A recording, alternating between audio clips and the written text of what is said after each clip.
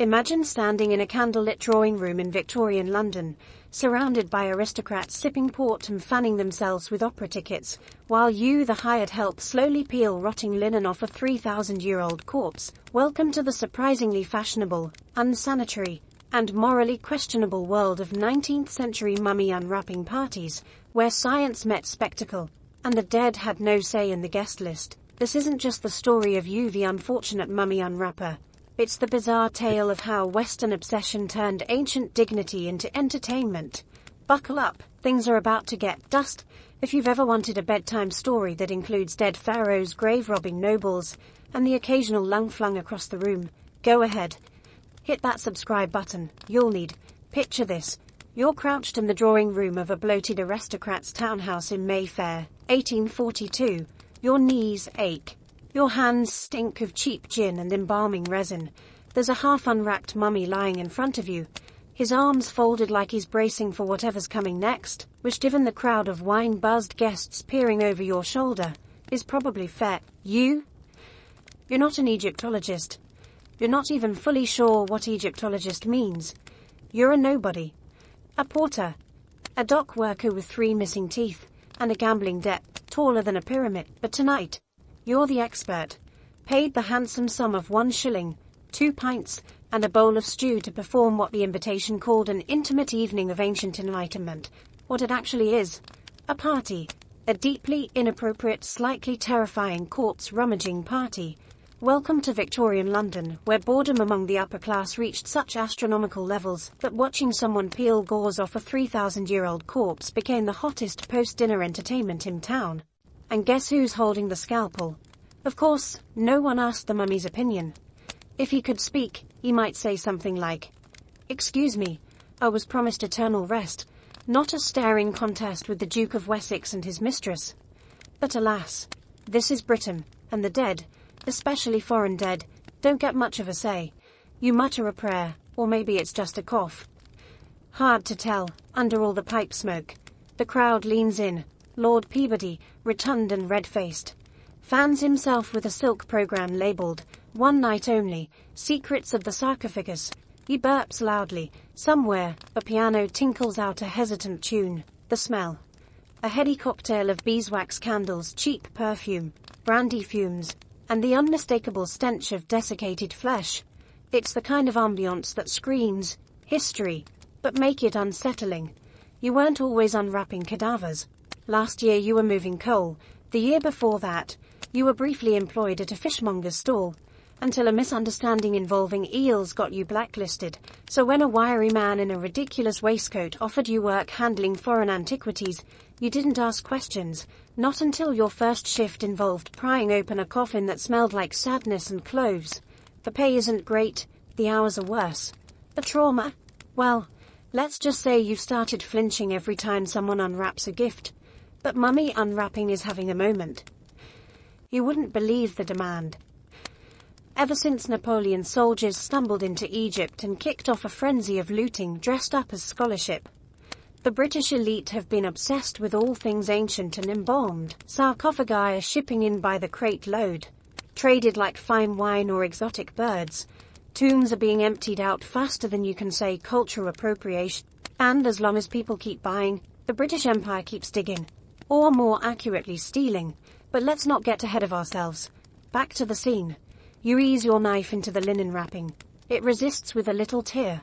Like a paper bag full of regret, you peel back the first layer, and voila, a sliver of blackened skin beneath, leathery and stretched taut over fragile bones. The crowd murmurs, a mix of delight and mild nausea. One woman faints gently onto a chaise lounge, more from excitement than horror. You keep soy. Lord Peabody claps his hands. Marvelous. Simply marvelous. Carry on, my good Met. You consider throwing the scalpel at him. Instead, you return to your work. Unwrapping a mummy is a strange blend of surgery, theatre, and desecration. Some do it with pomp and flair, flourishing their blades like opera conductors. Others, like you, keep it quiet. Respectful, almost not out of reverence really, but because you've started to feel watched, as if every corpse you open is silently judging you from beneath its linen shroud. Sometimes they are children. sometimes priests, sometimes nobodies, buried with a scrap of amulet and a dream of peace, that to this crowd, they're party favors, curiosities, paperweights for drawing rooms and conversation starters for women in overly tight corsets. You glance at the mummy's face.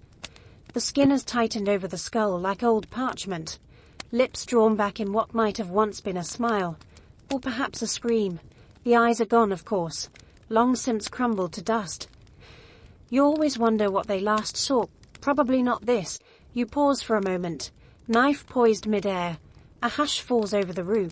Maybe, just maybe, someone senses the wrongness, the absurdity, the heartbreaking stupidity of digging up a person who believed their soul would be judged in the afterlife, only to be gawked at by people who can't even spell Pharaoh.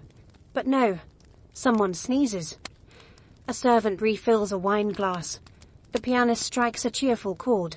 Back to work. You tug gently at the next layer. A puff of ancient dust rises, curling like incense into the ceiling beams. It smells, how to describe it, like old paper, like a spice cupboard that's given up, like burnt almonds, and mildew, with a hint of eternity. And just like that, the room is alive again. Not with empathy, of course, with anticipation, because let's face it, there's nothing quite like peeling back the past one linen strip at a time, while a bunch of wealthy Victorians cheer you on like it's some grotesque game show, and you're the host. Congratulations. Now, take a deep breath. You're only halfway through the wrappings. And trust me, it gets weirder from here. Let's hit rewind. Before you were wrist deep in desiccated linen. Before Victorian partygoers clutched their pearls at the sight of a mummified spleen. Before anyone thought it appropriate to mail-order human remains across continents. There was the obsession. Not just a passing phase. Not a quirky trend like mustache wax or trousers with too many buttons. No, this was full-blown cultural hysteria. A collective, deeply repressed, tea-sipping fixation on death, specifically other people's deaths, preferably ones that occurred a few millennia ago, under the Egyptian sun, preferably in a sarcophagus coated in golden eye makeup and mystery. It was called Egyptomania, and no, that's not a terrible band name. It was the 19th century's most fashionable disease, one that infected artists, intellectuals, lords, ladies, school children, probably your dentist. If it had a sphinx on it, Victorians wanted it. If it was vaguely shaped like a pyramid, they'd slap it on a tea set and call it exotic. Why? Why were respectable Britons, people who wore 12 layers to bathe, suddenly plastering scarabs on their wallpaper and naming their poodles Cleopatra? Because they were bored. And rich. And imperialist. Let's be blunt. Empire is a hell of a drug. The British Empire had its starched fingers in half the globe. And Egypt, sun-drenched, ancient, and full of lootable stone, was the crown jewel of mystery. It was old, older than their churches, older than their myths, older than the concept of British. And nothing gets a Victorian more excited than the idea of something older than they are. It reminded them that they were superior, because they had found it. But Egypt wasn't just old, it was dramatic. Tombs, curses, gold coffins shaped like people. It was the full package, so naturally the Victorians romanticized the absolute hell out of it. And what better way to honor a culture than to dig it up, steal its relics, and host cocktail parties over its corpses, to understand just how weird things got. Consider this. In the 1840s, wealthy Londoners threw mummy balls. Yes, balls. As in, dance floors, champagne, string quartets, and decorative mummies posed in corners like particularly judgmental coat racks. They even had themed snacks, Egypt-themed jelly molds, shaped like pyramids. You have not lived until you've watched a mustachioed banker spoon ancient Egypt out of a gelatin dessert while discussing freight tariffs. Meanwhile, writers couldn't get enough. Gothic fiction exploded with tales of reanimated mummies haunting the streets of Whitechapel, seeking vengeance for desecrated tombs. These stories were melodramatic, inaccurate, and enormously popular. Mummies became the Victorian version of zombies, only dustier, and with better cheekbones. And let's not forget the museums. Oh, the museums. Every respectable gentleman's club, prep school, or provincial display case wanted its very own piece of the ancient puzzle, bonus points if it came with a tragic backstory or a mysterious hieroglyph no one could read. British museums began stuffing their basements with artifacts that had been, shall we say, liberated from their original homes. It didn't matter if they were misidentified, mislabeled, or just plain made up. If it looked Egyptian, it got a glass case. Even the Queen got in on it. Queen Victoria herself was reportedly intrigued by the whole Egyptian vibe, though to be fair, she was intrigued by very little, so that's saying something. But let's not kid ourselves. Egyptomania wasn't about Egypt. It was about the idea of Egypt. A romanticized, sanitized, controllable version, one you could fold into your drawing room decor, and use to impress guests at Sunday tea. And, naturally, it tied into something much deeper, death. You see, Victorian England was utterly obsessed with death. Morbidly, theatrically, emotionally obsessed. They held elaborate funerals, took post-mortem photographs of dead relatives, posed like they were still alive. Yes, really. And wore mourning clothes for literal years. The line between the living and the dead wasn't so much a line as a politely blurred smudge. So when they looked at ancient Egypt, at a culture that also cared deeply about the afterlife, they saw a kindred spirit, a mirror, a culture that, like them, believed death wasn't the end, but just the beginning of something long and ritualized and extremely inconvenient for the neighbors. Only difference? The Egyptians did it with style. Pyramids, canopic jars, painted masks, gold-laced coffins the size of wine cellars. Compared to that, a Victorian grave looked like a poorly decorated compost heap. No wonder they were envious. Which brings us to the dinner parties. Eventually the obsession mutated. It wasn't enough to read about pyramids. It wasn't enough to own a scarab necklace or mispronounce the word Ray at parties. No, they wanted to see it. To touch it. To open it, preferably while holding a wine glass and gossiping about Lord Sheffield's affair with his governess. Hence, mummy unwrapping parties. Because what's more exciting than seeing a real ancient body, someone who lived, breathed, and hoped for eternity, be slowly dismembered by a man named Nigel, while you nibble on cucumber sandwiches. And it wasn't just about spectacle. Unwrapping mummies gave Victorians a sense of control. Here was death. Tamed. Foreign death. Even better, a death you could stage manage. A death you could assign meaning to. Never mind the actual person inside the wrappings. They were a vessel now. A metaphor, a centerpiece. And if that sounds a little macabre, congratulations. You are beginning to understand the Victorian soul. They needed these rituals. They needed the illusion of dominion over death, time, and mystery, because for all their corsets and empire and polished boots, they were just as scared of the dark as the rest of us. So they lit a candle, and held a scalpel, and peeled away the past one strip of linen at a time. What does it say about a society when dinner parties revolve around dead bodies? Maybe that it's curious. Maybe that it's clever, or maybe, just maybe, that it's a little too in love with its own reflection in the two. It starts like many catastrophes with paperwork. Picture this. A British customs officer at the Port of London, squinting at a shipping manifest that reads, quite plainly, 2 human remains, linen wrapped, fragile. He sips his tea, nods sagely, and stamps it, cleared for entry. No questions. No raised eyebrows, just another day in the glamorous world of importing 3,000-year-old corpses like they're crates of bananas. Welcome to the Victorian mummy trade. The world's least respectful import business. Now this wasn't some secret underground network run by shadowy figures in cloaks. No, it was proudly out in the open. Entire shipping companies made tidy profits ferrying bodies from Cairo to Liverpool, like Amazon Prime for the dead. Travel time? Several weeks. Packaging? Minimal. Moral outrage? Non-existent. So how did this become a thing? Let's rewind to Egypt, 19th century. The country's a mess of crumbling dynasties and crumbling colonial arrangements. European powers, especially Britain and France, are poking around in every tomb, crypt and pile of sand they can find. Archaeology at this point is less science and more luxury scavenger hunt. You've got wealthy tourists with more money than sense, bumbling around with parasols and camels, pointing at the Valley of the Kings like it's an antique store. You've got hired diggers, mostly local laborers, vastly underpaid. We've learnt exactly what foreigners will buy. Statues, amulets, finger bones, mummified cats. And of course the full human package. It's all for sale. And business is booming. Tombs that had remained sealed for thousands of years, now pried open with crowbars and ransacked before breakfast. Entire necropolises are turned into bargain bins. There are so many mummies being discovered that locals start grinding them up into fertilizer. Yes, fertilize, because when you're running an empire, even the dead must be productive.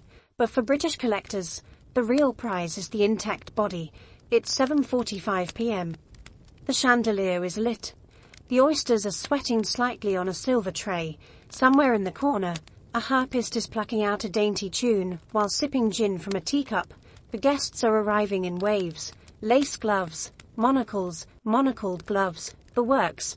And you're downstairs, elbow deep in embalming residue, trying to decide whether the smell wafting off the sarcophagus is mildew frankincense, or just something ancient you probably shouldn't be breathing in, because tonight, you are the entertainment, not part of the entertainment. The entertainment. You, the working class assistant with one decent coat and an allergy to social class mobility, have been hired to conduct the most fashionable spectacle of the season, the mummy unwrapping. It's not a metaphor.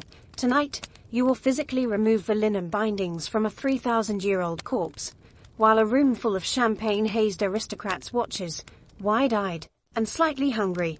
And no, this isn't some weird science demo. This is leisure. This is culture. This is Victorian high society at its absolute weirdest. The room has been prepared meticulously. The mummy, tonight's guest of honor, is stretched out on a mahogany table, borrowed from the dining hall. A faint outline of where the roast used to sit still lingers. Irony, probably unintentional. On the table beside it, you've arranged your instruments. Scalpels, tweezers, brushes, one disturbingly large dessert spoon, just in case.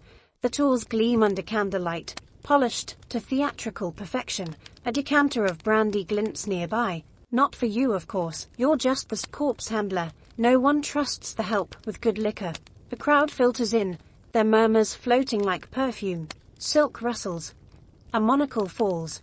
A feather boa sneezes into existence. Lady Paddington, smelling like violets and colonial entitlement, fans herself and whispers, "Is it fresh?" You bite your tongue. The host, a portly man who once tried to invest in a steam-powered lawn-mower, and now dabbles in Egyptology because it makes him sound intellectual, at dinner, stands beside you and raises a hand. "Ladies and gentlemen, I present to you the mysteries of the East." Polite applause. A child coughs. Someone says, "Is that mold?" You begin. First a little speech.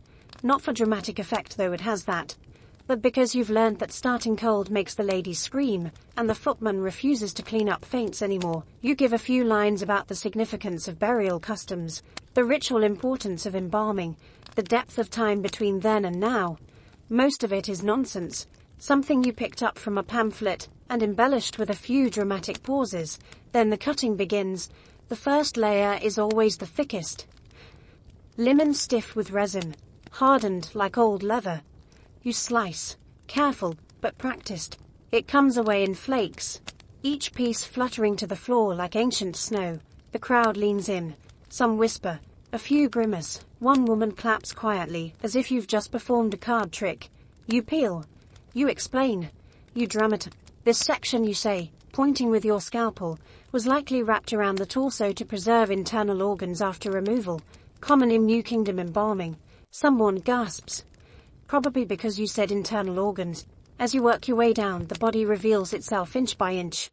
Bits of darkened flesh, scraps of jewelry, the withered hand, curled into something almost like a wave. The face is still hidden. Mercifully, that part comes later. That part always gets the loudest reaction. Around the table, the party carries on. Finger sandwiches are passed. Someone attempts a joke about unwrapping presents, which lands poorly. The harpist transitions into something vaguely ominous. One guest excuses himself to vomit in the potted fern, and yet, they can't look away. There's something hypnotic about it. Something grotesquely compelling. The peeling back of time. The exposure of secrets. Like flipping through the pages of a very sad, very dry diary, one layer at a time. You've done this before. Too many times. And still, everybody is different. Some are almost skeletal, barely held together. Others, like tonight's guest, seem almost peaceful, like they were just waiting for someone to come along and ruin their afterlife plans. The servant offers you a damp cloth. You decline. Best to keep your hands dry when you're peeling away millennia. You hit a snag literally, a knot in the wrapping. You tug gently. It resists. The room holds its breath. You saw carefully, trying not to jostle the rib cage beneath. A bit of resin crumbles into your sleeve. You resist the urge to sneeze. Is that hair? Someone whispers. Yes. Yes, it is. Still attached. Long, braided, beautiful, in a way that makes your stomach twist a little. And here comes the face. You always save it for last. Like the final act in a grim circus. You brush away the remaining cloth, delicate now, reverent. The features beneath emerge slowly. The curve of a cheekbone, the shadow of closed eyes, lips that were once painted with crushed beetles and hope. Gasps. One woman clutches her pearls. Someone drops a canapé. Lady Paddington sways dramatically and collapses onto a chaise lounge with a soft up. You knew it. Every time. It's always the face, and it's always the same look. The strange mix of awe and horror and something deeper. Recognition, maybe. That this was a person. A real person, with a name, and a family, and dreams involving things that didn't include being paraded through a townhouse by people who think raw is a type of cheese. You step back. Let them take it in. For a brief moment, the room is silent. And that applause. Actual. The host beams. The guests chatter. Someone asks if they can touch the hand. The harpist breaks into something suspiciously upbeat. And just like that, the moment's gone. The solemnity, the humanity, it's paper thin, folded and stored somewhere beneath the wine and the laughter. You remove your gloves. Wipe your brow. Avoid the mirror in the hallway as you leave, because you know what's coming next. Another house. Another party. Another corpse. But what happens when Lady Paddington faints during the exposed ribcage portion? That's tomorrow's problem. It's quiet now. The guests have gone home, carriages rolling away into the night. Trailing perfume and half-eaten petit four. The drawing room is still warm with candle smoke and chatter residue, but the laughter has faded. The piano sits abandoned, one key pressed slightly down, like it's sighing. And you're still here. Alone. With her, the mummy, no longer a spectacle, no longer center stage, just a body on a table, thin linen strips curling off her like fallen petals, half revealed, half forgotten, and for the first time all evening, you have a moment to think, not speak, not perform, just. You look at the exposed parts, the contours of her rib cage, the withered hands folded neatly as if in prayer. Her face is still hidden beneath a few stubborn layers. You haven't unwrapped it yet. You told the host it was better to wait until daylight. You just didn't want to do it in front of them. There's something about the face. Always. It's the final undoing. The irreversible moment where you stop seeing a mummy and start seeing a person. You run your fingers lightly along the linen. It's brittle now, cracking along the edges. But once, this was pristine, woven, oiled, wrapped with care by people who believed this cloth could protect her through eternity. Now it's stained with wax and fingerprints, and one guest spilled claret. You feel something tighten in your chest. Not guilt. You passed guilt 5 corpses ago. It's something else. Something softer. Stranger. Almost like shame. Who was she? You'll never know. The label that came with her, scrawled in broken French, claimed daughter of a Theban noble. But that could mean anything. Could be truth. Could be marketing. More likely someone trying to boost resale value with a sprinkle of imagined nobility. But you can guess some things. She was loved. Someone wrapped her. That wasn't a quick job. Her body was prepared with care. Her amulets placed precisely. Her hands arranged just so. Whoever she was, she mattered to someone. What? Take a breath. That was someone's mother. The linen at her throat is knotted tight. You ease your blade underneath. Sawing slowly. No audience now. No gasps. No fanfare. Just you and the sound of ancient cloth surrendering to steel. With each slice, you peel back history layer upon layer, ritual upon ritual. Every turn of the cloth was once a prayer. Every binding, a promise. And here you are, undoing them. There's something symbolic in that. Something unnerving. Like reading someone's diary and then tearing out the pages one by one. A body in layers, yes. But also a life. Folded, packed, protected. And now, dissect. You glance at her torso. Thin gold inlays glint faintly beneath the lamp. One has snapped in half. You pocket it without thinking. It's not theft. Not really. You're not paid enough for dignity. The embalming was well done. Skin like cured leather, color long gone, replaced by a waxy tan that looks artificial, until you remember. This is what time does. It doesn't rot so much as erase. Another layer comes free. More linen. More dust. You try not to inhale. One time, you coughed for 3 days, and your spit turned brown. The doctor said it was residue from antiquity. You think he meant corpse dust, but didn't want to ruin your appetite. You sit on the edge of the table, her legs beside you, stiff beneath the wrappings. You wonder what her last thoughts were. Was she afraid? Did she die young? Was she old? Did she know she'd be buried with charms and oils, only to be unearthed centuries later by men with accents and terrible taste in waistcoats? Unlikely, but that's the real horror of this job. Not the bones, not the smell, not even the eyes when they haven't fully decomposed and stare up at you like marbles. It's the stories you can't hear. All these people, preserved, prepped, prayed over, and then unwrapped like gifts no one remembers asking for. Reduced to entertainment, their history buried under linen and ego, they become props, curiosities, conversation pieces with fingernails. You peel another layer. A small amulet tumbles free. You pick it up. Turquoise, shaped like a beetle, a scarab, still intact, still beautiful, probably sacred. You wonder if it meant something to her. Protection, luck, or just something her family could afford. You roll it between your fingers. For a moment the stone feels warm. Then it's just cold again. You place it gently on her chest. Tonight was a performance, but this part, this quiet undoing, it's something else. Almost a ritual, in reverse. Not sacred, but not entirely profane either. It's intimate.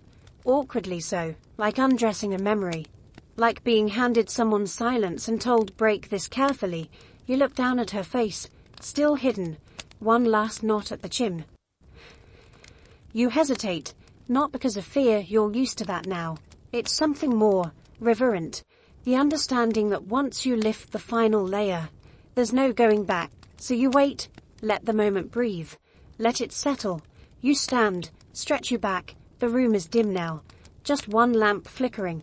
The candles have all melted into wax puddles. A harp in the corner has fallen silent. Somewhere down the hall, a clock chimes midnight. You reach for your coat, brush the dust from your hands. You'll finish in the morning. Give her one last night in peace. She's earned it. You arrive the next morning, half drenched in London drizzle, smelling faintly of coal smoke and regret. You were supposed to get a full night's rest, but dreams of linen and empty eyes kept you staring at the ceiling. Again, the mummy's still on the table, right where you left her, the cloth at her jawline slightly loosened, the scarab amulet resting like a forgotten apology on her chest. It would be a tender scene if not for the sharp voices echoing down the hall. The doctors have arrived. And by doctors, of course, we mean self-proclaimed experts with wildly varying levels of training and exactly zero respect for the dead. This is Victorian London, where medicine is basically improv theatre, with a stethoscope and enough sideburns to conceal ignorance. Dr. Horace Finch is the ringleader. He's written 2 books, both unreviewed, both full of long Latin words he made up. One is titled Phrenological Implications of Ancient Skulls, and the other, On the Peculiar Smells of the Egyptian Tomb. Neither are bestsellers, but Horace has friends in high places, and an ego shaped like the Great Pyramid. "Ah, the specimen," he says upon entering the room, adjusting his spectacles with theatrical flair. "Still in situ, I presume." You nod, wiping your hands on your coat. He says specimen like she's a beetle pinned in a display case. Behind him shuffle 2 assistants, one very pale, the other very nervous. The pale one is probably named Cyril or Archibald. The nervous one is carrying what appears to be a sugar spoon and a notebook. Neither make eye contact with you. You're the help. You don't get eye contact. Horace approaches the body with reverence, as much reverence as a man can manage, while sniffing and muttering. Curious discoloration, possibly due to arid interment. Or perhaps embalmer's error. You resist the urge to correct him. You're not a scholar. But even you know this is standard resin darkening. You've seen it a dozen times. But Horace doesn't like being contradicted. Especially not by someone without a top hat and published theories about skull bumps. Which brings us to phrenology. Yes. That beautiful science-adjacent nonsense. In Victorian England, phrenology is all the rage. The belief that you can determine someone's intelligence, personality and moral fiber by fumbling their skull. Bumps meant ambition. Dents meant laziness. Big foreheads. Natural leaders. Slope skull. Criminal tendencies. It's anthropology meets palmistry, with a dash of racism, and a sprinkle of pure fiction. Horace runs his fingers along the mummy's scalp. Well, what's left of it? Mope the pronounced occipital ridge, he says, as if it means anything. Likely a labourer, or possibly a thief. You say nothing. The assistants nod vigorously and scribble. One of them nearly writes on the corpse. Next, Horace pulls out calipers, measuring cheekbones, eye sockets, the gap between molars. He clicks his tongue dramatically after each reading, like a disappointed schoolmaster marking up a bad essay. She was no noble woman, he declares.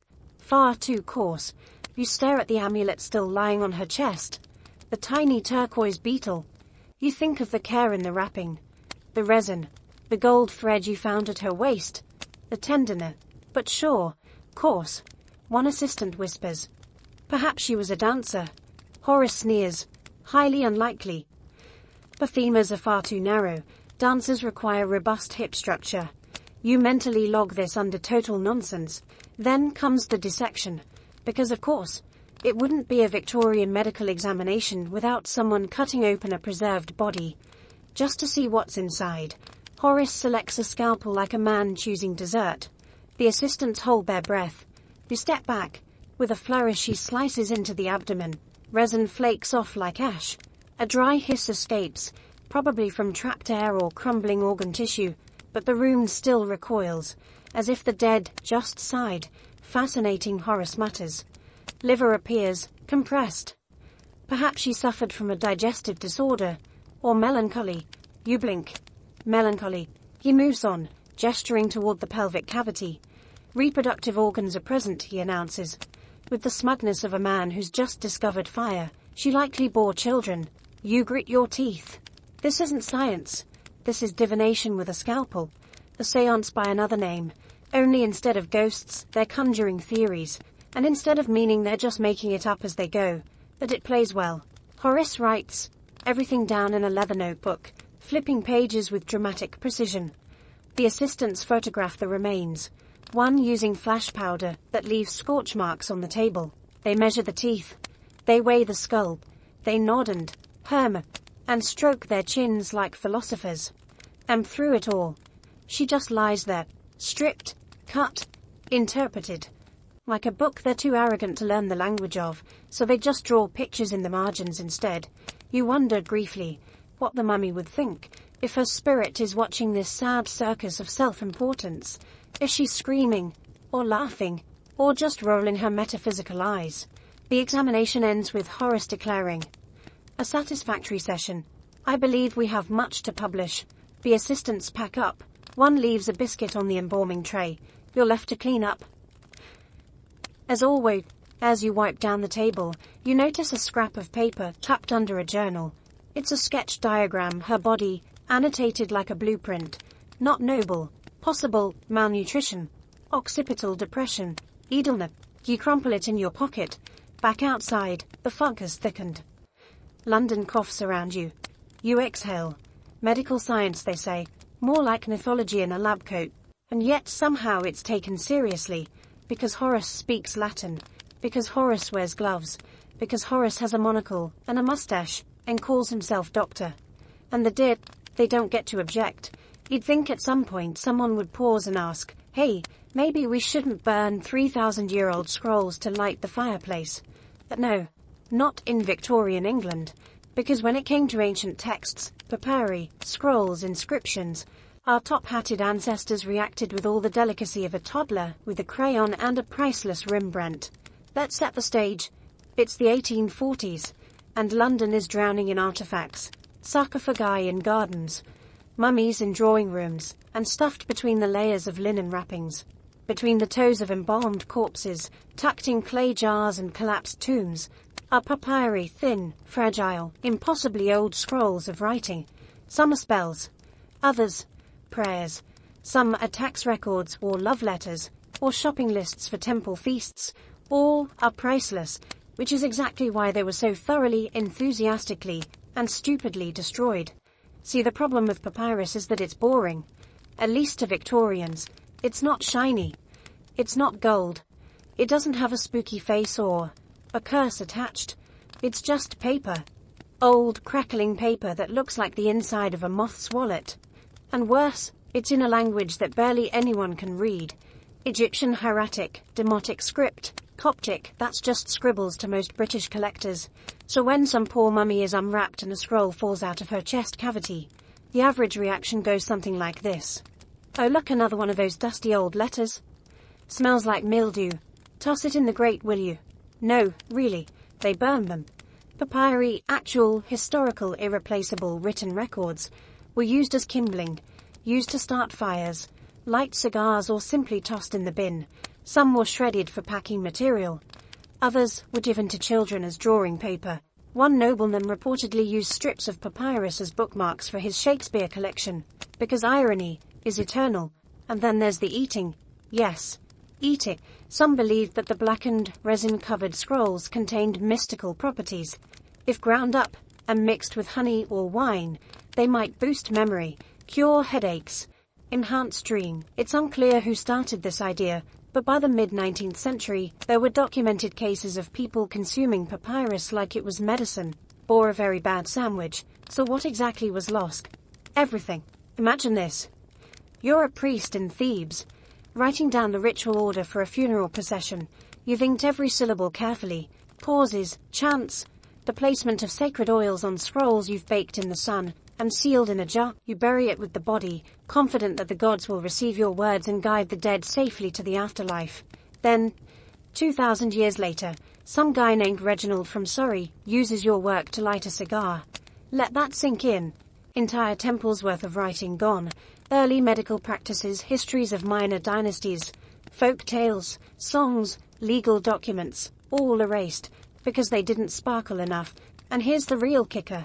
Even when Victorians wanted to preserve the papyri, they often made things worse. They'd coat the scrolls in shellac to protect them, which, naturally, made them unreadable. Or they'd try to unfold brittle pages with damp hands and brute force. Picture trying to open a pop-up book made of eggshells. In one infamous case, a curator attempted to iron a scroll flat with an actual iron, on full heat. The result? Papyrus flambe. Even the best-intentioned scholars struggled. Translation was difficult, thanks to wildly inconsistent hieroglyph charts and a general sense of academic egoism. Everyone wanted to be the one to crack the code, which meant sharing notes was rare, and sabotaging rivals was practically sport. You know what wasn't rare? Misinterpretation. One papyrus containing a list of temple offerings was translated, with great confidence, as an ancient weather forecast. Another detailing grain rations was assumed to be a love poem, romantic, if you like, metaphors involving barley, and all of this chaos was driven by the same ugly force behind the mummy trade. Colonial curiosity without accountability. To the British public, Egypt was a treasure chest. A dusty, mysterious theme park full of wonders to be mined, misused, and mounted on walls. Nobody cared that these scrolls belonged to a civilization with living descendants, a culture that might have appreciated the chance to read its own history. They just wanted trophies. And papyrus panic peaked around the 1850s. Collectors scrambled for anything with markings. Dealers forged entire documents by copying random squiggles and staining the pages with tea. Museums were flooded with fakes and didn't care, so long as it looked impressive. One curator famously to scroll upside down for 6 years before anyone noticed. By the time Egyptologists began advocating for real preservation, labeling, storing, translating properly, It was too late for many of the oldest finds. Tombs had been stripped, scrolls incinerated, knowledge, literal, ancient knowledge turned into ash, and footnotes. You're back in the drawing room now, sweeping up what's left of last night's unwrapping, bits of linen, an amulet, and tucked beneath the table, a crumpled scrap of papyrus. The ink has faded, the script is delicate. Your fingers tremble. You don't know what it says. It could be a prayer. It could be the only surviving record of a family's name. Or it could just be a note about goat taxes. Either way, it matters. You place it in your coat pocket. Maybe it's too late to undo the stupidity. But maybe, just maybe, it's not too late to stop it from getting worse. Because some stories don't deserve to be smoke. They deserve to be read. Let's say you've got a headache. The year is 1847. The sky is grey. Your doctor smells like gin and formaldehyde. And he's just returned from a medical conference where someone presented a cure for gout that involved leeches, chalk dust, and whistling at the moon. So naturally, his prescription for you is this. Grind up a mummy and snort it. Not metaphorically. Literally. Welcome to the dazzlingly deranged world of mummia, the hottest medicinal fad in Victorian Britain, and possibly the most stomach-churning chapter in the long history of very bad ideas. Disguised as medicine, it starts innocently enough, somewhere back in medieval Europe. Some enterprising physician noticed that mummies, yes, actual human mummies, contained bitumen, that sticky black substance used in embalming. Bitumen was believed to have healing properties, so someone got the brilliant idea to scrape it off preserved corpses, grind the whole mess into powder, and sell it in jars. Fast forward to the 19th century. And the British took this ancient practice and cranked it up to 11. Need an aphrodisiac. Mummia. Suffering from a cold. Mummia. Want to look youthful and refined at dinner parties. Put a pinch of powdered farro on your tongue and smile through the taste of death and cinnamon. Apothecaries sold it in little glass vials with fancy labels. Egyptian earth. Noble dust. The king's remedy. It was marketed as exotic, powerful, and curiously delicious with a splash of wine. And because it was expensive, it became a status symbol. If you could afford to ingest an actual ancient person for your health, you were clearly someone worth inviting to the opera. What did it taste like? According to one record, a mixture of peat, cloves and misery. But no one cared, because Victorians believed in the power of decay. They were fascinated by death, decay, and everything morbidly adjacent. If it was mouldy, brittle, or vaguely cursed, they wanted to eat it, rub it on their skin, or hang it above their mantle. And so, mummies were ground into oblivion by the ton. Literally. There are accounts of entire workshops set up to pulverize the bodies imported from Egypt. Corpses were unwrapped, stripped, chopped, baked and milled like flour. The resulting powder was sold to doctors, barbers, painters, yes, some used it as pigment. And the elite, who genuinely believed that consuming the dead made you stronger, smarter, and sexier. You can't make this up. One chemist shop in Soho reportedly displayed a full mummy in the window as advertising. Come in for your weekly ration of ancient royalty. Just beneath the display was a sign that read, fortifies the blood, sharpens the mind, enlivens the soul. Sure. Nothing says soul enlivening like sipping on powdered spleen. Even worse, it wasn't just taken internally.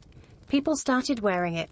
There are documented recipes for mummia facial balm, a sort of night cream designed to tighten the skin and imbue one with ancient vitality. Ingredients included beeswax, rose oil, and you guessed it, a sprinkling of finely ground embalmed Egyptian. This wasn't fringe science, this was mainstream.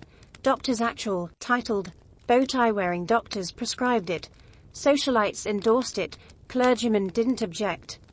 Museums quietly donated the bodies of less interesting mummies to apothecaries under the table. It was the wellness industry before Instagram. A snake oil era, with actual snakes, and people. Now you might be thinking, surely someone objected. Surely someone said, hey, maybe eating the dead for fun and profit is crossing a line. And yes. Eventually, someone did. Sort of.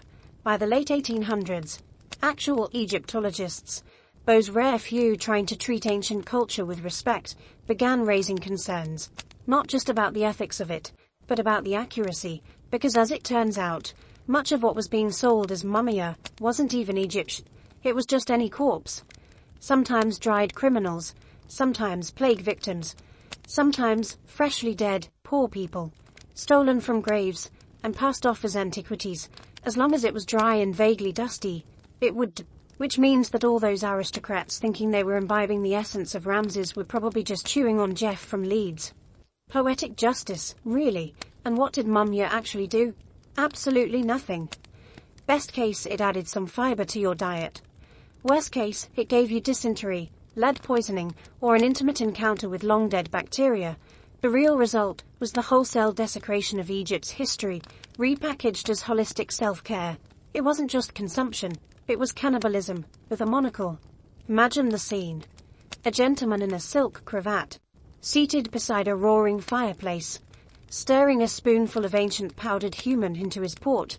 He toasts to good health. Somewhere in the distance, a sarcophagus weeps, and you're standing in the corner of a drawing room, watching someone do exactly that. The host, fresh off last week's unwrapping party, is showing off his newest acquisition, a jar labeled Mumya, 100% authentic. He scoops some onto a cracker, spreads it with mustard, and offers it to a guest, who giggles and says, "Only if it pairs well with the claret." You stifle the urge to scream. They pass the jar around, laughing. You wonder which part of the body it came from. You wonder if the person it belonged to had a name, a child, a job. You wonder if they ever dreamed of immortality, and whether this is what they meant. You look down at your hands. They still smell like embalming resin. You feel the dust in your lungs. You excuse yourself. Outside, the fog clings to the gas lamps. You walk slowly, the jar's image still flickering in your mind. There are lines, you think. But in this city they're always drawn in chalk, and chalk washes away. It's amazing what you can sneak past customs when it's already dead. Victorian Britain was many things. Industrial, imperial, impressively obsessed with mustache grooming, but subtle, not exactly. And yet, when it came to importing human remains, the British elite became master smugglers with powdered wigs and impeccable handwriting. Welcome to the charmingly grotesque world of mummy smuggling, a bureaucratic ballet of loopholes, bribes, mislabeled crates, and officials who are either willfully blind or just too polite to ask questions like, "Why does this package of linen goods smell like embalming resin and regret?" Let's start at the docks. A cargo ship from Alexandria slides into port, hull creaking under the weight of spice jars, cotton bales, and one distinctly coffin-shaped crate marked "Antique Furnishings, Fragile." Inside, one very real, very ancient human being, nestled between straw padding and a forged-in voice that reads "statutory item." The customs officer glances at it, shrugs, and stamps it. No questions, no inspection, because here's the trick. Dead people didn't count. Legally, there were no established protocols for the importation of human remains, unless they were for burial or still technically alive. Everything else, grey areas, as any aristocrat will tell you, were ideal for doing shady things while looking incredibly respectable. It didn't stop at full bodies. Body parts were easier. A foot here, a hand there, bits of jawbone wrapped in muslin and tucked into the bottom of a trunk. One collector reportedly stuffed an entire mummy's skull into a teapot for safe travel. Another crammed an assortment of ribs into a violin case. The customs for ornamental souvenirs. You can't make this up. Then there were the museums. Oh, the museums.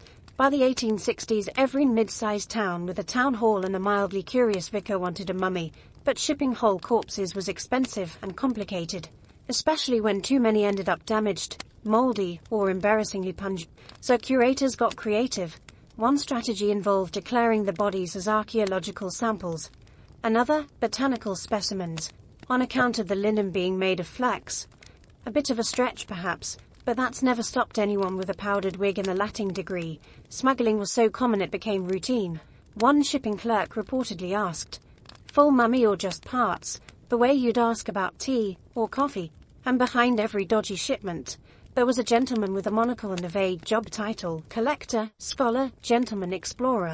These were men who'd returned from Egypt with trunks full of bones, calling themselves historians, while they stored finger bones in cigar boxes and hosted dinner parties where guests could hold someone's shin. There's one story, probably apocryphal, but too good to ignore, about a lord who imported a full mummy under the name Horace, claimed he was a servant, dressed him up in a hat and coat, sat him upright in a carriage, and waved at passers-by all the way from the dock to his estate. No one blinked. Why? Because the class system is a hell of a disguise. But what happens when you don't have an estate?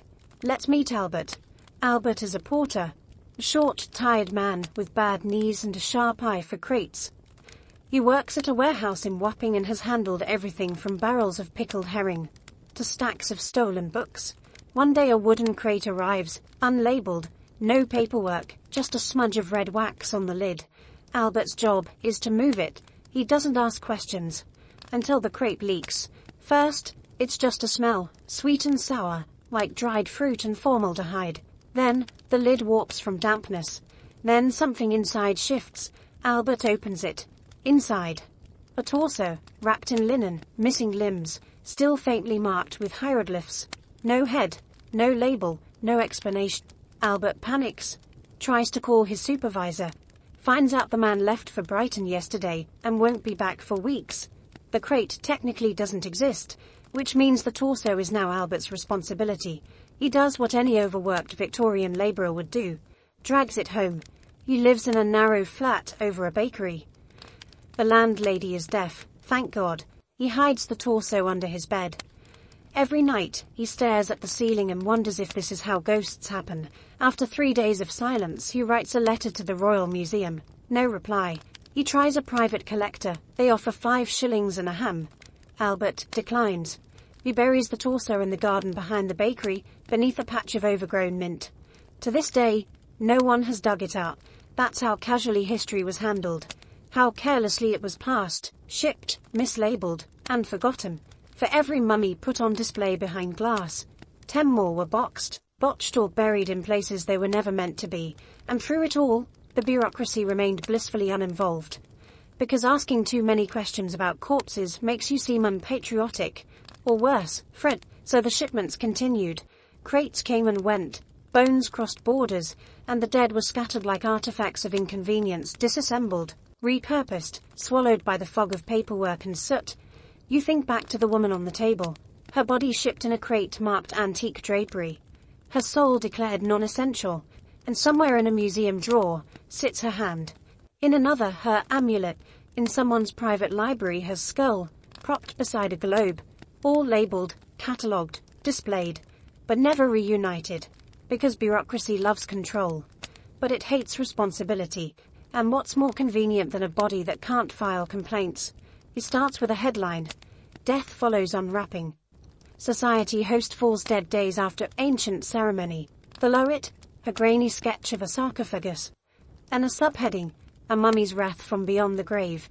And just like that, the Victorians fall in love all over again.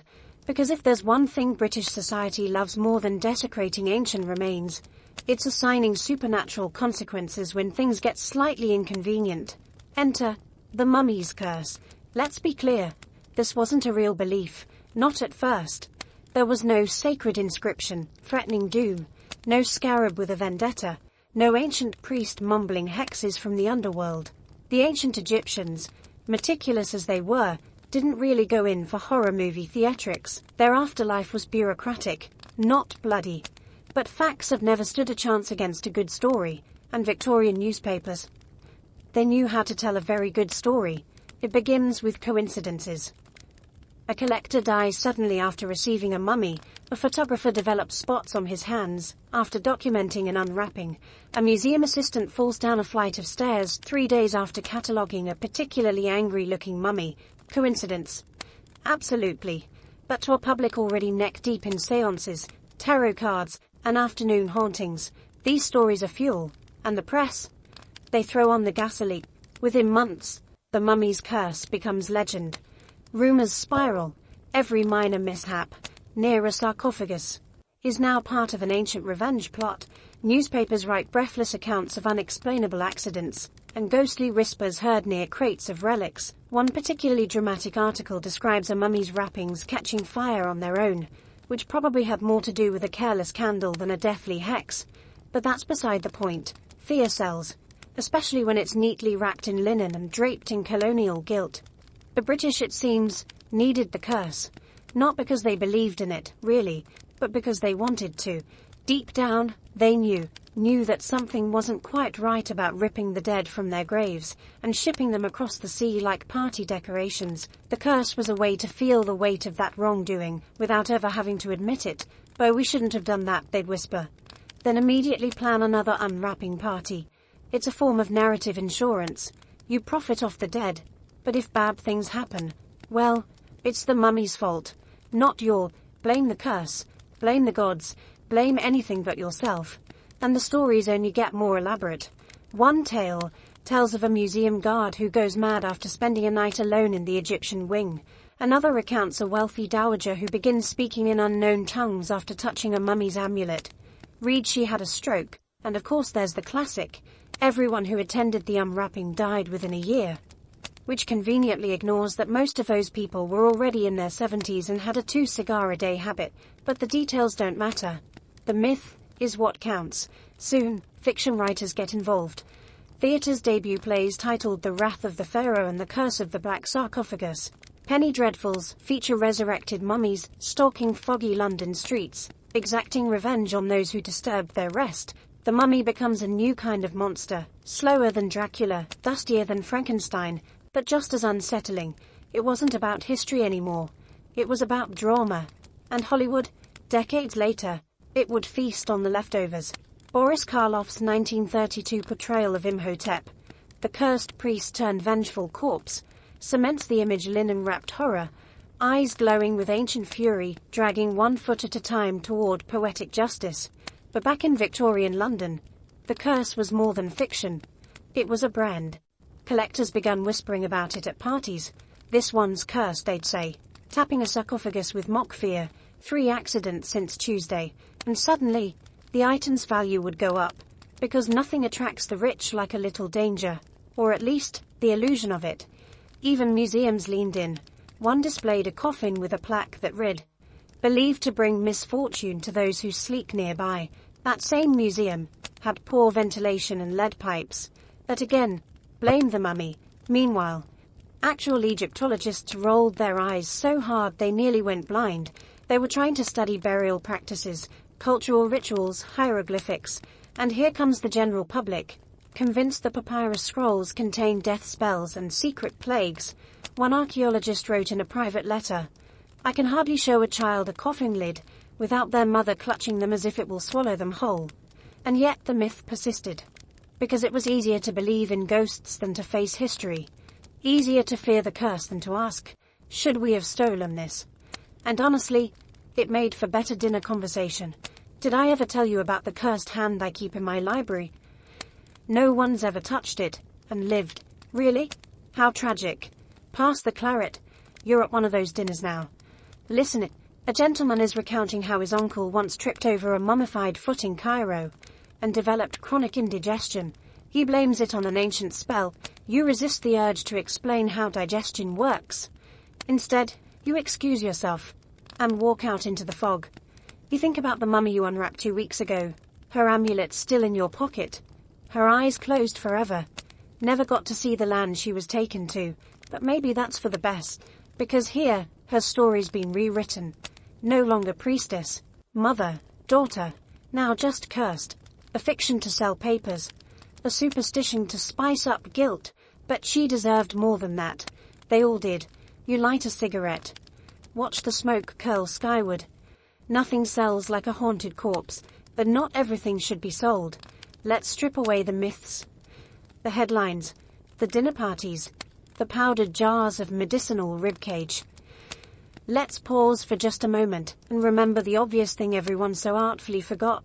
These were people, not exhibits, not props, not cautionary tales with a spooky label, but real, breathing, once laughing human beings. And now, disassembled, displayed, dismissed. The irony, of course, is that the ancient Egyptians believed in memory, in names, in being remembered, truly remembered, as the only path to immortality. To speak the name of the dead was to give them breath. To forget was to kill them twice. So here's a little breath. Let's meet Tia. She lived around 130 A. We know her name because it was painted carefully on the inside of her coffin, gold leaf over faded red lacquer, just below a prayer to Osiris. Her tomb wasn't grand. She wasn't a queen or a priestess, she was probably a textile worker, judging by the tools buried beside her: spindles, needles, a scrap of dyed linen folded neatly as if she might still need it. She died in her 30s. And then she was forgotten. Until someone cracked open her tomb 3,000 years later and stuffed her coffin in the back of a shipping crate. Tia ended up in a London museum, her name mistranslated, and eventually dropped altogether from the display card. Female mummy, Theban region, estimated 18th dynasty. She became a footnote in her own story. And she's not alone. There's also Iput. Her coffin was looted during a French expedition and sold to a British nobleman who wanted a conversation piece for his hunting lodge. She was 13 when she died. The note found inside her wrappings, what some now call the world's oldest love letter, was torn and tossed aside. Then there's Nesbiad Degiat, a scribe, male, late 25th dynasty. He once wrote legal texts for a temple in Heliopolis. His handwriting was described in a funerary inscription as elegant and precise. The parchment scroll buried with him, containing a prayer he likely copied by hand, was used by a London collector to demonstrate how ancient inks dissolve when licked. Yes, lick. You try not to scream, because you've touched these people with your own hands, peeled their linen, brushed resin from their bones. You've seen the little details, the amulets, the traces of makeup, the faint lines etched into once calloused hands. You've stood over them in silence. You've listened to the room hold its breath when their faces were revealed. And every time, the same thought. They had lives, not in the vague historical sense. In the personal one. They got cold. They got sick. They argued. They danced. They prayed. They worried about food, about children, about whether the flooding of the Nile would be good this year. They loved. And for that, just for being human, they were unwrapped and reduced to spectacle. Turned into riddles, entertainment, nightmares. No one remembered their names. No one asked. Victorian London treated them like relics. But relics are things, and these weren't things. They were stories. Specific ones. Lost one. There's an ache in that. A mourning. Not just for the bodies, but for the silence that swallowed them. The loss isn't just physical. It's narrative. It's cultural. It's human. And the most devastating part, it was avoidable. Because even if the British hadn't understood the languages, hadn't cracked the codes, hadn't been able to pronounce the names, they could have cared. They could have looked at the face of a preserved girl and said, maybe this isn't a party trick. They didn't. Instead, they made assumptions. Drew lines. This one was likely a servant, said one amateur anatomist, examining pelvic width. This one, perhaps a thief. Another surmised, poking at a cracked tooth. They assigned criminality to bone, built whole biographies out of nothing but guesswork and hubris, and they did it with confidence, because it's easier to assign roles than to ask questions. Easier to invent than to investigate, and infinitely easier to believe someone less civilized didn't mind being turned into an exhibit. But imagine your own funeral, used for a party 3,000 years from now. Imagine a stranger peeling back your skin while a crowd eats hors d'oeuvres and laughs. Imagine your name being erased, your possessions scattered, your life summarized on a small plaque, with 3 misspellings and a date range that may or may not include your birth. It wouldn't feel like honor. It would feel like theft. You sit with that for a moment. Breathe it in, dust and all, because the truth is, memory matters. That's what the Egyptians believed. That's what the wrappings were for. The amulets, the carvings, the sacred texts. They weren't ornaments. They were anchors, tools to keep the person from drifting into oblivion. But we didn't read them. We just cut them open. And in doing so, we lost not just information but dignity. You once found a fragment of papyrus buried near a woman's hip. The writing, barely visible, turned out to be a list of household items. Oil, flour, reeds for the fire, a shopping list. Mundane, simple, and in that moment she became real. Not a mummy, a woman. Maybe her name was Henno. Maybe she had a favorite song. Maybe she hated early mornings and loved figs and told stories to her children before bed. Maybe her greatest hope was to be remembered. So here's her memory. Here's their breath. You whisper it to yourself. Names, fragments, dates, the things the cards never list, the things the exhibitions ignore. You whisper, and hope it's enough. Hope, Maybe that someone might do the same for you. It didn't end with a scandal. There was no dramatic trial. No final mummy party that went so horrifyingly wrong it changed public opinion overnight. No burning effigy of a British nobleman caught stuffing embalmed limbs into his umbrella stand. It ended slowly, quietly, like a candle flickering out. Unwrapping parties, once the height of elite fashion, began to feel awkward. Not because people had a sudden burst of conscience, mind you, but because they got full. Turns out, even aristocrats have a limit when it comes to gazing at shriveled spleens while balancing a glass of sherry. By the 1880s, the trend was limping along like a bandaged foot. The novelty wore off. The wine got stale, and let's be honest, there are only so many dried out toe bones you can gawk at before it starts feeling less like adventure and more like a poorly lit autopsy. And then museums stepped in, not because they were paragons of virtue, but because they saw an opportunity. You see, the public still wanted to see mummies. They just didn't want to watch them being peeled like oversized onions at private parties. They wanted polished marble halls, velvet ropes, tasteful placards with incorrect dates. They wanted respectable death. So the museum said, "We've got you." Collections began to grow rapidly. Not carefully, not ethically, but visibly. The British Museum, the Louvre, Berlin's Neues Museum, they all filled their halls with Egyptian remains. Not just mummies, coffins, canopic jars, shabti figurines, beads, jewelry, entire tombs dismantled and reassembled for the convenience of European foot traffic. And yet this was progress, sort of. Instead of having their wrappings shredded in front of drunk dinner guests, mummies were now laid in glass boxes, observed, catalogued, misnamed of course, but no longer desecrated with scalpels at random. The era of entertainment gave way to the era of enlightenment. At least, that's how the brochures framed it. In reality, it was a pivot, a rebrand. Instead of parties, the mummy became an exhibit. Still silent, still displaced, still without consent, but now she had a spotlight. Scholars began to show real interest. The kind that didn't involve burning papyri to warm their feet. Actual Egyptologists, some even with degrees, started asking different questions.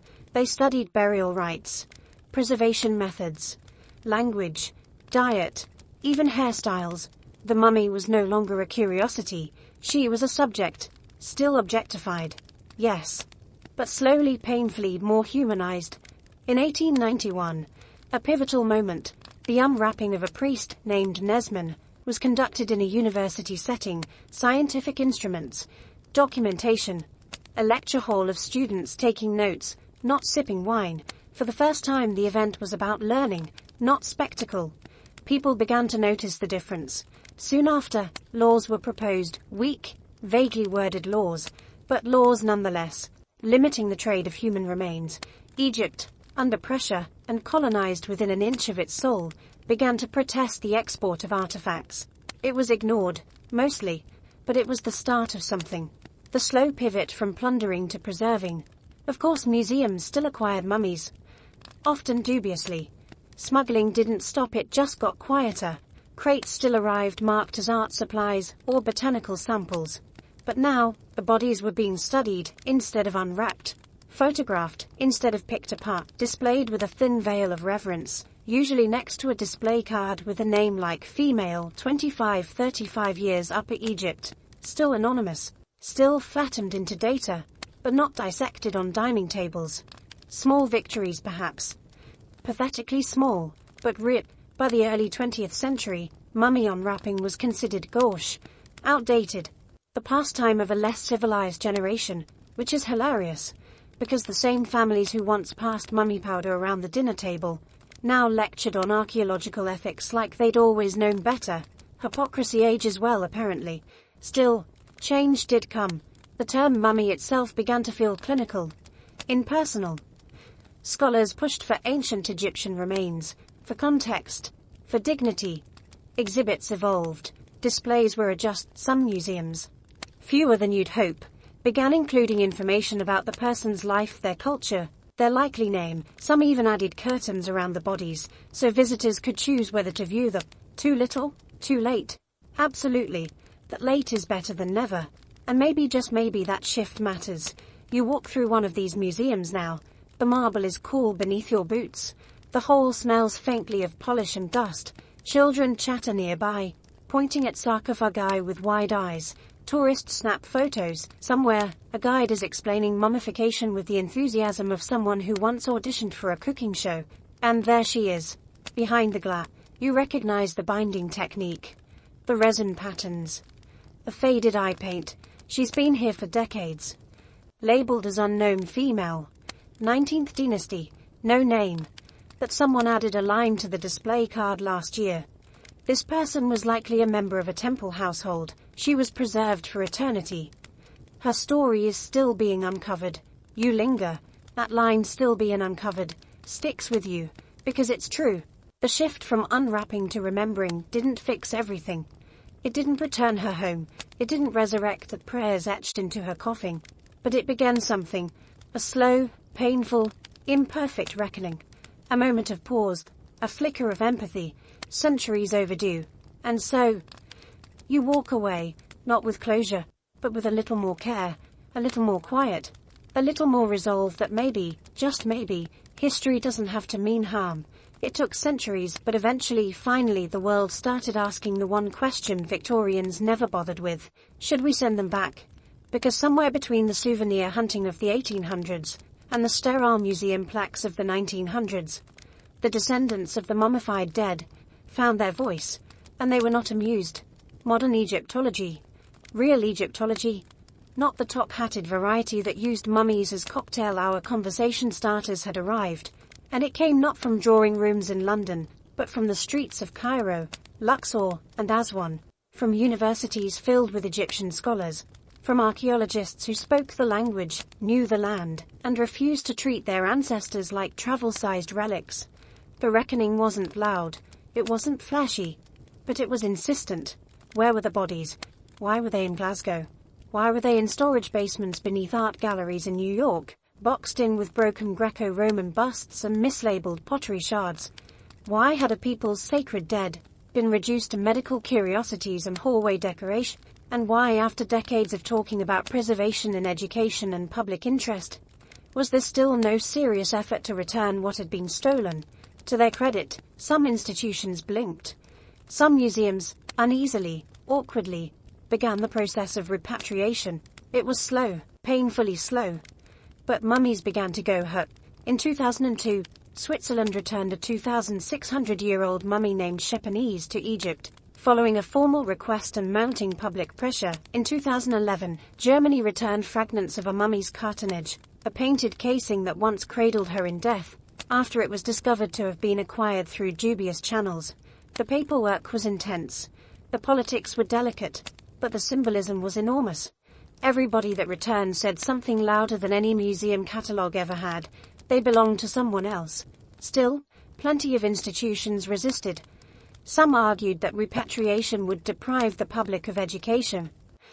Others insisted the remains were safer in Europe, that they had no surviving descendants, that they'd become part of global heritage, which, let's be honest, is code for, they're ours now, and we're not giving them back.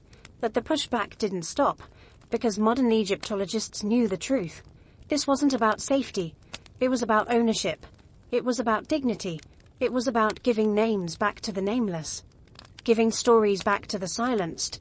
Giving control of the dead back to the living culture they came from. And it wasn't just about returning mummies. It was about how we study them. The field of Egyptology, once a European echo chamber of pyramid theories and linen fetishes, has shifted dramatically. Egyptian scholars now lead excavations. They publish their own histories. They call out inaccuracies. They demand context. You no longer need to be named Reginald and wear suspenders to study the Book of the Dead. You can be named Fatima, or Mahmud, or Armani, and you should be. The stories belong to everyone. But the bodies belong to someone. Let that sit for a second. Still watching? Then you know what to do. Support history that honors the dead. Support research that doesn't treat ancestors like display models.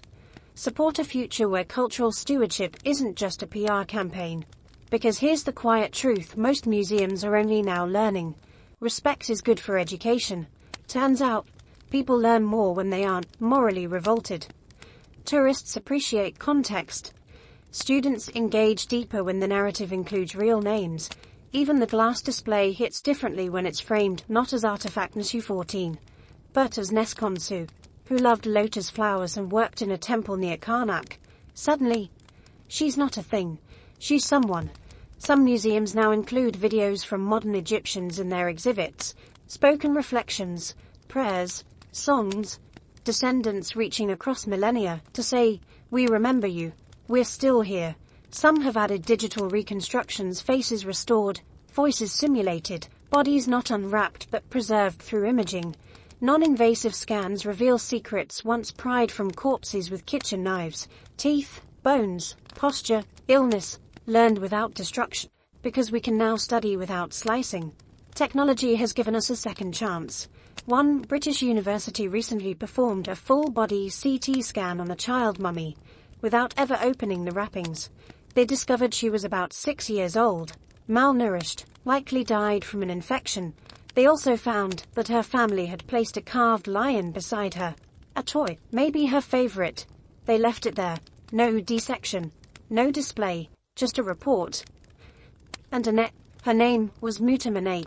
And finally she was treated like someone who mattered. That's the new Egyptology. Less spectacle, more storytelling, less exploitation, more empathy. And for someone like you, someone who's unwrapped more bodies than you care to count, it hits differently now. You remember the faces, the weight, the way some bones creaked as they were disturbed.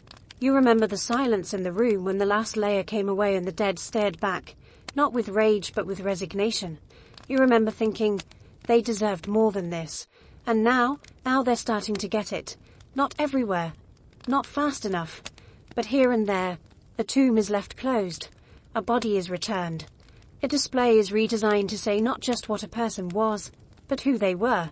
And maybe after all this time, that's what reckoning looks like. Not fire and fury, but quiet restoration, a name returned, a soul remembered, a future unwrapped carefully. This time, you're back where you started, standing in the corner of a drawing room that smells like lilacs and formaldehyde, watching rich people pretend they're scientists. The mummy lies on the table.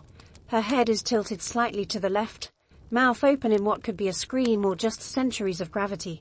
Her fingers, still curled around nothing, are twitching in your imagination. Or maybe you haven't slept properly in a week. Hard to tell. You're the assistant. The cutter. The one with the gloves no one else bothers to wear. You've done this enough times that the pattern is second nature. Warm up the crowd with a joke, snip the linen near the neck, peel downward like you're unwrapping a centuries-old Christmas ham. Only this time it feels different. Maybe it's because you know more now. Maybe it's because she looks too human.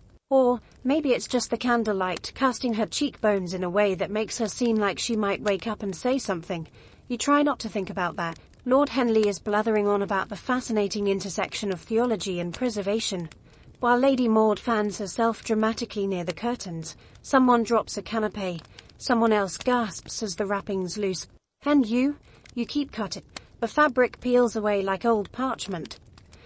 The scent hits your nose. Resin, dust, a faint whiff of death that refuses to fully fade no matter how many lavender sachets Lady Henley sticks in the room.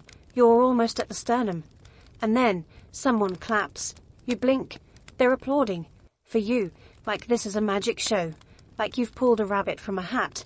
Instead of peeling open a coffin to reveal the desiccated remains of a woman who never asked for this.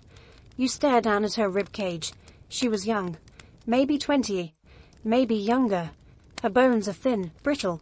You can see the place where her breastplate was cracked. Accident or illness. It's impossible to say, but you say nothing. Just nod politely and continue. Lord Henley leans in and points with the tip of a quill. Note the preservation of the thoracic cavity, he announces, as though he's ever taken a scalpel to anything more complex than a roast. You wipe your hands on a cloth. You want to scream. Instead, you step back and let the rest of the room lean in, peering, whispering, making educated guesses about cause of death and social status as though her life can be reverse-engineered from bone fragments. Someone asks if she was a queen. You know better. She wasn't rich. The linen isn't fine enough. The amulets are sparse. She had a small scar on her right thigh knife wound, perhaps. She had a chipped molar, too. That's what you noticed for. But none of that matters to them. They're not here for truth. They're here for spectacle. You reach for the final wrapping, just one layer left. Across her face. You hesitate. No one notices. They're too busy sipping brandy and speculating about brain extraction. You look down again. Her features are faint, but still there. A soft curve to the nose. A slight overbite. Traces of black coal at the corners of her eyes. She was someone, and you're the one tearing her open. Slowly, you finish the job. The linen falls away. Her face is fully exposed now, and the room falls into a hush. Lady Maud clutches her pearls. Lord Henley murmurs something about remarkable bone symmetry. You step back again, but this time, you don't look at them. You look at her, because you're tired. Because your hands hurt. Because somewhere along the way this stopped being interesting and started feeling wrong. You were a butcher in a borrowed coat, doing the work no one else had the stomach for. And now the room applauds again. You want to vanish. Instead, you bow. Politely. Mechanically. The way you've been trained to. And as the guests begin drifting away, some to the tea room, some to the piano, you start cleaning up. You fold the cloth. You set down the scalpel. You wipe resin from the table. And try not to notice the flecks of bone that stick to your sleeve. And when the room is finally empty, you sit down beside her. Just you, the bones, and the silence. You look at her again. She's still. Peaceful. Maybe, or simply empty. You whisper something. Not quite an apology. Not quite a prayer. Just a sound. A reminder that someone noticed. Because this is the part no one sees. The aftermath. The quiet. The ache. The part where the unwrapping is over. And you're left with a body. And a question. Was it worth it? You tell yourself it was just a job. That you needed the coin. That if you hadn't done it, someone else would have. But the truth is, none of that feels like enough anymore. She had a name. You never learned it. You light one final candle before leaving. Just a small one. Set it on the table beside her. It flickers once, twice, then settles into a soft glow. You leave the door open when you go, just in case. The party's over. The last carriage has rattled down the cobblestones. The laughter has dissolved into the cold London fog, leaving you alone with your thoughts and the faint, stubborn smell of embalming resin still clinging to your gloves. You step out into the street, coat pulled tight against the chill, and try to shake the images from your mind, but they cling like cobwebs. The brittle linen, the dull gaze of those empty eye sockets. The way the muscles didn't quite move as you peeled back the final layers. You wonder how many times you can do this before the dead stop being just bodies, and start to haunt your waking hours. Some nights, you dream of them, not in nightmares. At least not always. Sometimes it's quieter, a slow unfolding, a gentle whisper of cloth against skin that's no longer there, faces shifting in the shadows of your mind, names you never knew, lives you touched only in destruction. You wake up gasping, heart pounding, hands trembling as if you've been holding a scalpel all night. Your friends notice. They ask if you're ill. You lie, say it's the damp, the coal dust, the London gloom. But it's not. It's something heavier, something that settles in your bones, and refuses to leave. You start drinking more, not because you enjoy it, because it dulls the edges, mutes the ghosts, blurs the memory of peeling away someone's eternity like a bad bandage. You visit the pubs less. The laughter feels too loud, the conversation too shallow. The scent of pipe smoke mingling with stale beer reminds you of the embalming fluids, and you don't want to smell that again. You keep the job, because it pays. Because there's no other work. Because no one else wants it. You're the unwrapping man. The one who peels the past, like an onion. Nobody asked to see. Physically the work takes a toll. Your hands crack and bleed from handling dried resin and sharp blades. Your back aches from bending over tables long after daylight. Your clothes are stained with dust and mystery and a little despair. Emotionally it's worse.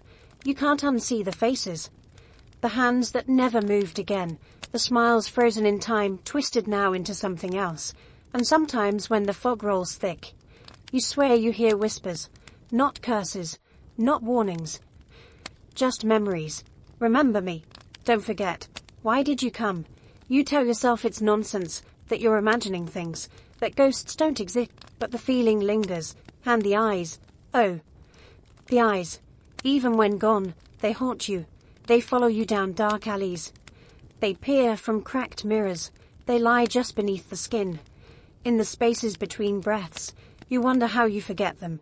If you ever can, you think about the woman you unwrapped last. The chipped molar, a knife scar, the turquoise scarab, the way her lips might have smiled before the world went dark. You think about Ti, Epet, Nesband, Dejudet, names pulled from history by scraps of papyrus, whispers from dusty tomes. You think about their stories, unfinished, interrupted, appropriated. And you ask yourself, what did you do? Not just with your hands, but with your soul. We try to live with it, to bury it deep, to move on. But sometimes, the past unwraps you. So yeah, breathe that in. Dust and all, because your life after the wrappings is not just about death.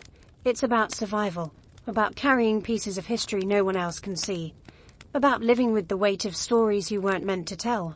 And maybe, just maybe, it's about finding a way to honor those stories without unwrapping them again. It's been decades since your first unwrapping. The city's changed. Less smoke, more electric light. The old mansions are quieter now. The dinner parties fewer. Even the museum halls echo with a softer, more careful kind of reverence. But one thing hasn't changed. You still think about them, about all the bodies, all the lives, all the stories that passed through your trembling hands. You find yourself drawn to the news. Egypt's in the headlines again. But this time, it's not for treasure hunting or circus exhibitions. It's for something gentler. Something ripe, repatriation. A word that would have made your old employers scoff. A word that means for the first time in centuries, someone is listening. Crates are going the other direction now.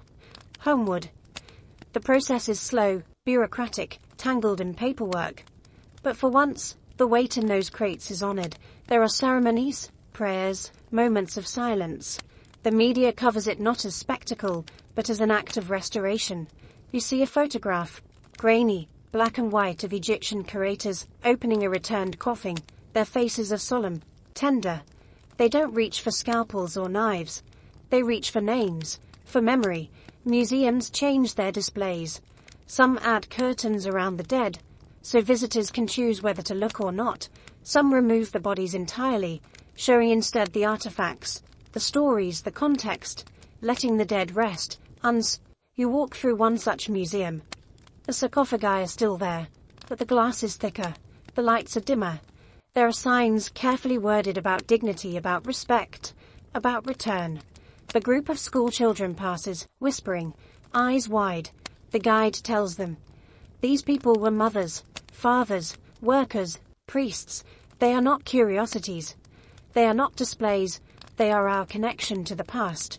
You pause beside one display, an empty plinth, where a mummy once lay.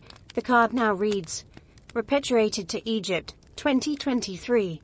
May she rest in peace. You feel a small ache of relief. It's not just the bodies that are returning. It's the stories, the names, the prayers.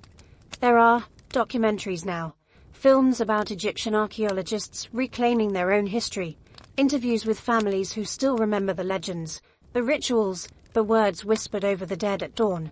It isn't perfect. Not every mummy goes home. Some are too damaged. Some are lost. Some remain hidden in archives and private collections. Their paperwork gone, their names erased. But there is movement, there is change, and there is a new kind of mourning. Not for what was lost, but for what is finally being restored. You find yourself in a quiet chapel one evening, candles flickering, the air thick with incense and memory. You light a candle for each name you remember, each face you can't forget. You whisper the old prayers, in broken syllables, hoping someone hears. You're older now. Slower, but your hands are steady. You place your palm on the cold stone and close your eyes. Maybe dignity can be restored one sarcophagus at a time. Maybe history can be retold, not as spectacle, not as tragedy, but as witness. Maybe there's hope for healing, even for those who spent their lives unwrapping wounds. And as you step out into the quiet street, the city seems softer, gentler. The world moves on, but the past no longer feels quite so heavy. You look up at the moon, full, white, watchful. You think of the women and men whose sleep you disturbed, the dreams you opened, The prayers you never learned to say. You murmur an apology. You let the silence settle. And for the first time you feel something like peace. Let that sink in. Maybe finally the dead can rest. And baby, just maybe, so can you. You reach the end of the story. And suddenly, it's quieter. Not the quiet of a mausoleum or a stuffy museum after hours, but the deep hush that comes when the city sleeps. A hush that feels almost holy, the way it settles over rooftops and rain-soaked stones and the gentle eternal temp. You lie back and let it all play through your mind. The faces you never knew, the hands you unwrapped. The secrets that sifted like sand between your fingers. Once you thought history was dead things, dead people. A catalogue of names and dates, dry as the dust you brushed from ancient skin. But it's never been that simple, has it? History's the long, slow work of remembering. It's every word spoken over the bones. Every name written, lost, and sometimes found again. It's the ache of stories buried too long. The strange weight of standing in a museum and realizing that the past isn't asleep at all. It's only waiting for someone to breathe life back into the silence. You used to think all this was just boring history. Fodder for bedtime, for yawning school children, and scholars who'd rather argue than feel. But after all you've seen, all you've done, you know better. You know that history isn't boring. It's heavy. It's wild. It's so deeply, stubbornly alive that even in its most undignified chapters, even when it's being paraded, dissected, powdered and consumed, it still hums beneath the linen. Wait, sometimes you wish you could go back to that first unwrapping, before your hands trembled, before your conscience woke up, before you learned to see faces in every bone. You wish you could whisper to your younger self, slow down, this matters, this is someone. But time, as you've learned, only moves forward, so you remember the priestess, and the scribe, the girl with the scar on her thigh, the shopkeeper with the list of reeds and oil and flour. You remember Tia and Apet and Nesp and Dodicha. You remember the ones whose names you never knew, and you try quietly, stubbornly to honor them now. You honor them by telling the truth, by pausing to say, this was not just a body, this was a life, a longing, a hope for eternity. You honor them by refusing to let their stories be reduced to sideshows or party tricks.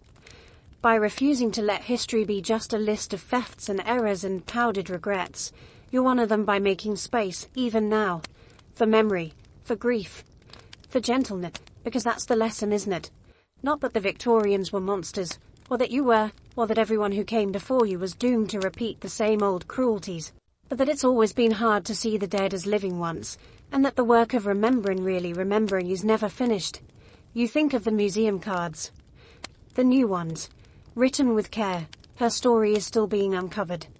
You think of the repatriation ceremonies, awkward, bureaucratic, sometimes so quietly moving that you have to step outside just to breathe.